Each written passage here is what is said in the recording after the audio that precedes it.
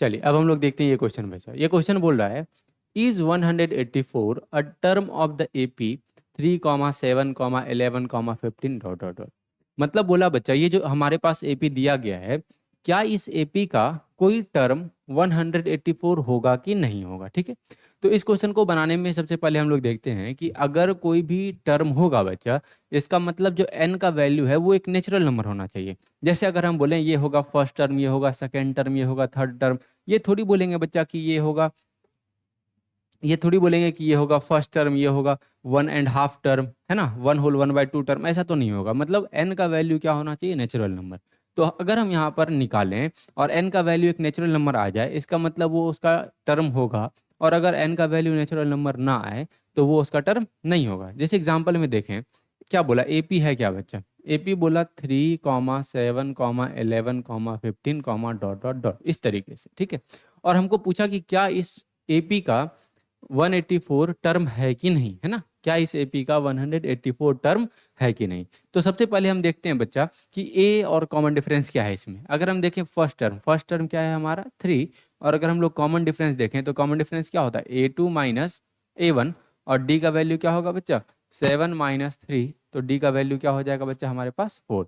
यानी कि first term आ गया हमारा 3 और कॉमन डिफरेंस आ गया बच्चा 4।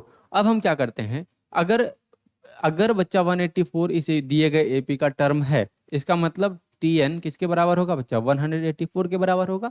और यहाँ पर एन का वैल्यू एक एग्जैक्ट नेचुरल नंबर होगा। और अगर एन का वैल्यू यहाँ पर एक एग्जैक्ट नेचुरल नंबर होगा तो उससे हमको ये पता चल जाएगा कि वो उस एपी का टर्म है। और अगर एन का वैल्यू एक एग्जैक्ट नेचुरल नंबर नहीं आएगा तो तो हम ये फाइंड कर लेंगे कि ये जो है 184 इस एपी का टर्म नहीं है।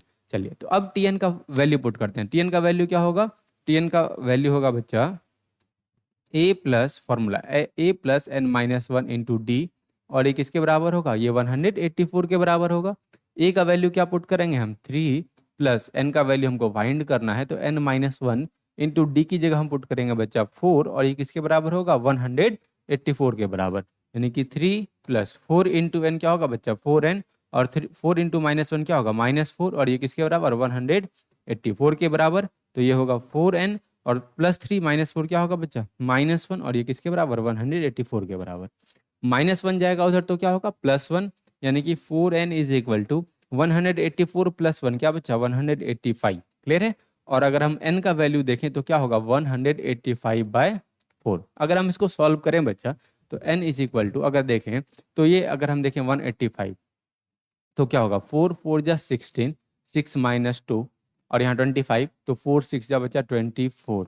कहने का मतलब क्या होगा, इसका वैल्यू आया 46 होल 1/4। क्या आया बच्चा 46 होल 1/4। अगर हम देखें, हम जानते हैं कि 46 होल 1/4 ये एक नेचुरल नंबर नहीं है। और अगर ये 46 होल 1/4 नेचुरल नंबर नहीं है, इसका मतलब 184 इस दिए गए एपी का टर्म नहीं है। क्लियर है। हेयर क्या लिखेंगे, here n is not a natural number. क्या बच्चा, here n is not a natural number. यहाँ पर एन जो है बच्चा वो नेचुरल नंबर नहीं है।